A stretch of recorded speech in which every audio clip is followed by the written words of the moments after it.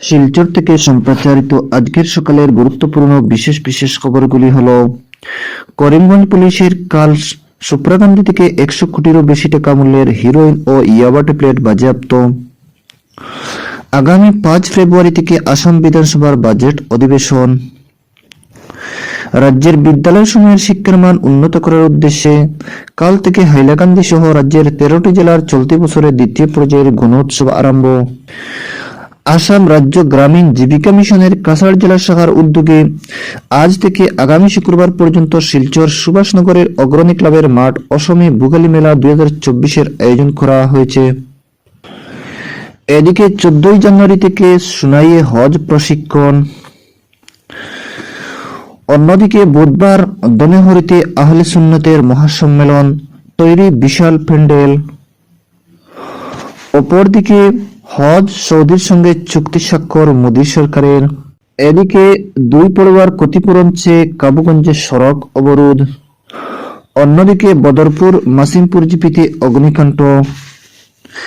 এদিকে করিমগঞ্জে বাইক ও ই-রিকশার মুখোমুখি হত এক। এবং সর্বশেষ খবরটি হচ্ছে করিমগঞ্জে মিডিয়া অ্যাসোসিয়েশনের আত্মপ্রকাশ।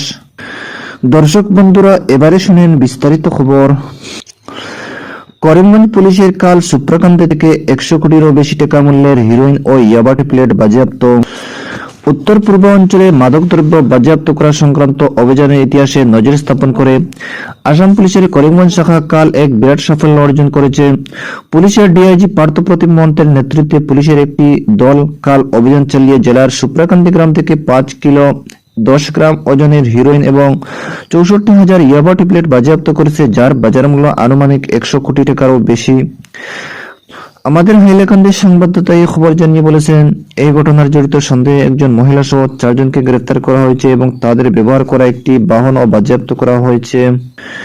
অন্যদিকে আগামী 5 ফেব্রুয়ারি থেকে আসাম বিধানসভার বাজেট অধিবেশন। করিমগঞ্জ জেলা নির্বাচনী আধিকারিক এক বিজ্ঞপ্তিতে জানিয়েছেন যে জেলার 4টি বিধানসভা কেন্দ্রের ভোটারদের মধ্যে আসন্ন লোকসভা নির্বাচন ইভিএম মেশিনে ভোট দেওয়ার প্রক্রিয়া সম্পর্কে সচেতনতা গড়ে তুলতে আগামী বৃহস্পতিবার থেকে চলমান প্রদর্শনী ভ্যানের মাধ্যমে সচেতনতা অভিযান চালানো হবে। এই সচেতনতা অভিযান আগামী ফেব্রুয়ারি মাস পর্যন্ত চলবে। পাশাপাশি করিমগঞ্জ শহরে জেলা ও গ্রামোন্নয়ন কার্যালয় এই উদ্দেশ্যে আজ একটি প্রদর্শনীর আয়োজন করা হয়েছে। জেলা নির্বাচন আধিকারিকের পক্ষ থেকে সংশ্লিষ্ট ভোট কেন্দ্র এলাকার ভোটারদের চলমান এই প্রদর্শনীর মাধ্যমে ইভিএম মেশিনে ভোট দান সম্পর্কে অবগত হতে আহ্বান জানানো হয়েছে। অপরদিকে হাইলাকান্দি জেলা সহ রাজ্যের 13টি জেলায় কাল থেকে দ্বিতীয় পর্যায়ে গণোৎসব শুরু হয়েছে। এই পর্যায়ে 14,769টি বিদ্যালয়ে 13,32,800 এর বেশি ছাত্রছাত্রীকে অন্তর্ভুক্ত করা হয়েছে। গণোৎসবের দ্বিতীয় পর্যায়ে 6,122 জন বহির্মূল্যায়ক অংশগ্রহণ করেছেন। দ্বিতীয় পর্যায়ে গণোৎসব অনুষ্ঠিত হওয়া জেলাগুলো হচ্ছে হাইলাকান্দি, বাক্সা, বিশ্বনাথ, চিরাং, চুরাইদেও, ধেমাজি, ধুবড়ী, গোলাঘাট, জয়হাট, কামরূপ মহানগর, শোনিতপুর, তিনসুকিয়া ও তামুলপুর। গণোৎসবে সরকারি প্রাদেশিকৃত চা বাগান আদর্শ বিদ্যালয়, আবাসিক বিদ্যালয় সহ 43,498টি বিদ্যালয়কে অন্তর্ভুক্ত করা হয়েছে। প্রথম শ্রেণী থেকে নবম শ্রেণী পর্যন্ত 39,63,542 জন ছাত্রছাত্রী গণোৎসবে অংশ নেবে। এদিকে 18,098 জন বহির্মূল্যায়ক গণোৎসবের জন্য নিয়োজিত করা হয়েছে। বিদ্যালয় সমূহের মূল্যায়ন অনলাইনের মাধ্যমে অনুষ্ঠিত হচ্ছে এবং বহির্মূল্যায়নগণ অনলাইন মূল্যায়নের প্রতিবেদন দাখিল করবেন। এই সময় মুখ্যমন্ত্রী সহ বেশ কয়েকজন মন্ত্রী, বিধায়ক, মুখ্য সচিব, ভারতীয় প্রশাসনিক সেবার আধিকারিক, ভারতীয় বন বিভাগের আধিকারিক সহ বিভিন্ন বিভাগের শীর্ষ আধিকারিকরা ইতিমধ্যে বিদ্যালয়সমূহ পরিদর্শন করেছেন। শোনিতপুর জেলার তেজপুর সিলভার জুবিলি প্রাথমিক বিদ্যালয়ে কাল গণোৎসবের দ্বিতীয় পর্যায়ে সূচনা করা হয়। জেলাটির 1,105টি বিদ্যালয়ে 1,31,207 জন শিক্ষার্থী গণোৎসবে অংশগ্রহণ করেছে। এদিকে হাইলাকান্দি জেলায় কাল দ্বিতীয় পর্যায়ে গণোৎসবে প্রথম দিনে 1,306টি বিদ্যালয়ের ছাত্রছাত্রীর স্বমূল্যায়ন করা হয়। আজ থেকে 3 দিন বহির্মূল্যায়নকারীরা ছাত্রছাত্রীর শিক্ষার গুণগত মান পরীক্ষা করবেন। এদিকে জেলার মোট 1,868 জন ছাত্রছাত্রী এই গণোৎসবে অংশগ্রহণ করেছে। এর মধ্যে কাল প্রথম দিন 81,834 জন ছাত্রছাত্রী অংশ নিয়েছে। আজ জেলার পুলিশ বিভাগের আইন শাখার ডিজিপি রূপম রাভা 233 নম্বর লালা চেকবিল এলপি স্কুলে এবং জেলা শিক্ষা বিভাগের দায়িত্বপ্রাপ্ত অতিরিক্ত আয়ুক্ত ত্রিদীপ রায় হাইলাকান্দি শহরের মধ্যে বঙ্গ বিদ্যালয়ে বহির্মূল্যায়ক হিসেবে উপস্থিত থাকবেন। অপরদিকে 14 জানুয়ারি থেকে সোনাই হজ প্রশিক্ষণ। প্রতি বছরের মতো এবারও আগামী 14 জানুয়ারি থেকে সোনাই হজ কমিটির ব্যবস্থাপনায় 2024 সালের হজ যাত্রীদের হজ প্রশিক্ষণ শুরু হবে। প্রতি রবিবার দুপুর 1টায় সোনাই বাজার মসজিদ প্রাঙ্গণে নির্মীয়মান হজ ভবনে এই প্রশিক্ষণ শিবির অনুষ্ঠিত হবে। হজ যাত্রীদের হজের নিয়মকানুন ও মাসলা মাসাইল ইত্যাদি প্রশিক্ষণ দেবেন অভিজ্ঞ হজ প্রশিক্ষক তথা প্রাক্তন খাদিমুল হুজ্জার মাওলানা হুসেন আহমদ মজুমদার।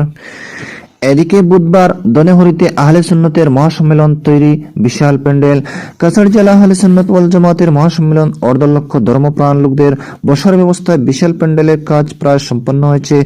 ঐক্য, শান্তি, সম্প্রীতি, দেশপ্রেম ও ইমান ইসলামের বার্তা ছড়িয়ে দেওয়ার উদ্দেশ্যে আজ কাল অর্থাৎ বুধবার সোনাইয়ের দনেহরি ঈদগাহ সংলগ্ন মাঠে অনুষ্ঠিত হবে আহলে সুন্নত ওয়াল জামাতের জেলা সম্মেলন।